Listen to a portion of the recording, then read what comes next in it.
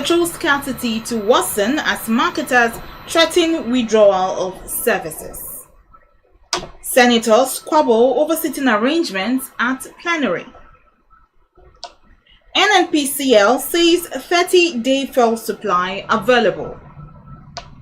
Tribunal restrains multi-choice from hiking subscription rates. And on sports, Super Falcons goalie wins Best Goalkeeper Award in France. Good day, thanks for joining us on Leadership TV News. I am Cynthia Onwado.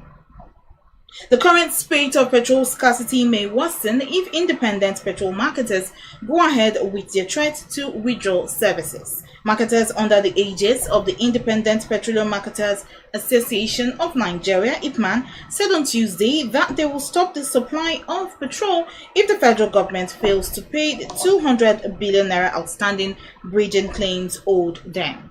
The threat comes following current nationwide scarcity, which has seen prices of petrol surge to between 610 naira and 800 naira per litre at the pump and between 1,000 naira and 1,400 naira at black market rates.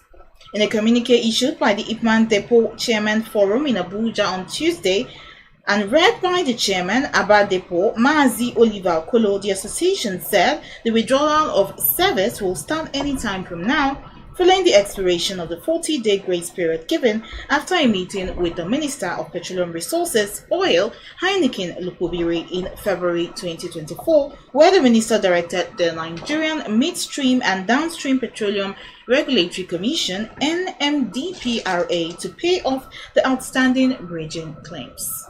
Okolo said NNPCL failed to pay the 200 billion naira debt despite a directive from the minister. The IPMAN members called on President Bola Tinubu to closely look into the matter, which according to them is highly detrimental to the businesses, and reverse it forthwith as it is bound to impact negatively on the masses thereafter. The first day of Senate's plenary in the renovated Red Chamber was marred by a verbal war among senators over sitting arrangements on Tuesday. Leadership reports that both chambers of the National Assembly were formally reopened on Tuesday after about 2 years of renovation work. During the renovation, lawmakers were using makeshift chambers in both wings of the National Assembly. On resumption after a 40-day recess, trouble started when Senator Sahabi Alhaji Ya'u, APC Zamfara North, angrily stood up from the seat allocated to him to lodge a complaint with Senate leader Opayemi Bamidele, APC Ekiti Central. However, his complaints, which started in hushed tones, degenerated to a shouting match between the two and consequently sparked reaction from other senators and eventually escalated into a rowdy session, which lasted for about 30 minutes. The verbal war escalated when Senator Danjuma Goje, APC Gombe Central, joined the fray. Goje also complained to Bamidele that ranking senators were not well positioned in the new sitting arrangement. Wading in, Senate President Godswill Akpabio called on the Senate leader and the aggrieved senators to approach him before normalcy was restored.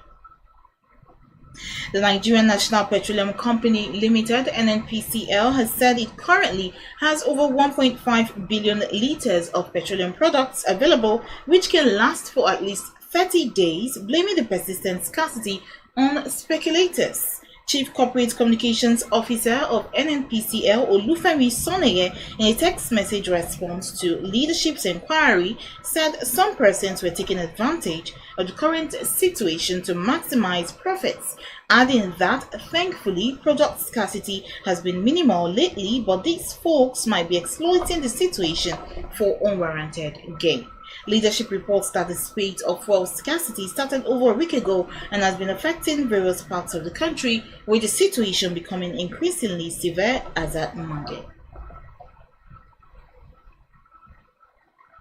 And now Governor Godwin Obaseki has justified the rising minimum wage from 40 naira to 70,000 naira in Edo State. Obaseki spoke in an interview on Channels Television's Politics Today on Monday. Recall that prior to the announcement of the 70,000 naira, Edo pays 40,000 naira as against the 30,000 naira national minimum wage. The governor said that with the depreciating value of the country's currency and the rising cost of living, it made sense to introduce the new minimum wage for state workers. The governor said his government had to introduce the new minimum wage for workers in Edo State to reflect the current economic realities of the country.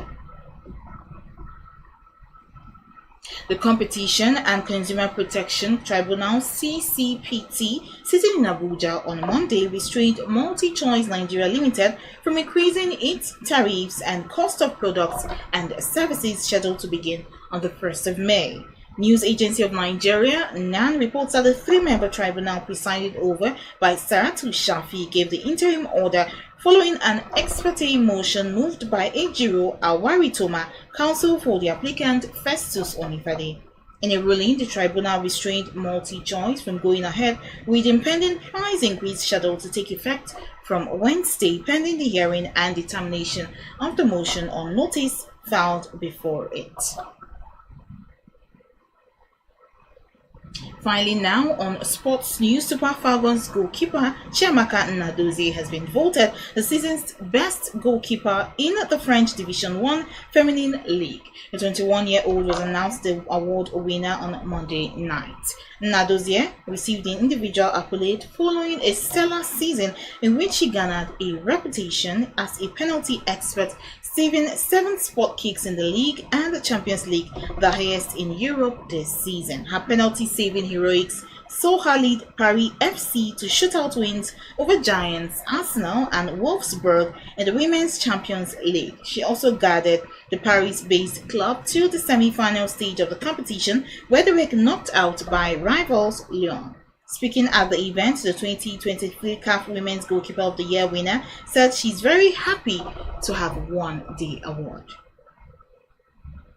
That's all we have for you here on the news on Leadership TV. For more of our news stories, you can log on to our website www.leadership.ng. Many thanks for watching. Thank you for watching. For sponsorship and advert placements, please contact 080 3688 61